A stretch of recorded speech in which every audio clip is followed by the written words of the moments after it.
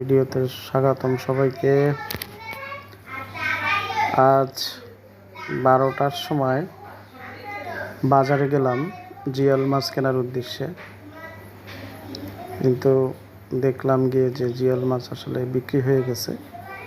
চিতলমারি থেকে একটা লোক প্রতিদিন জিওল মাছ নিয়ে আসে, তবে 12টার আগে বিক্রি হয়ে যায়।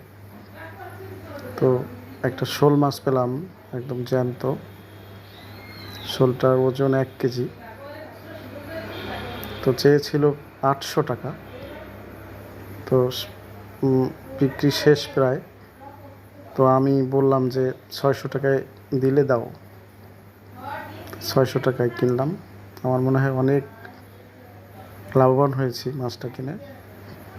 আর ভেটকি মাছ নিল 650 টাকা, দুটাই কেজি, প্রায় 2 কেজি 200 গ্রাম। ধন্যবাদ।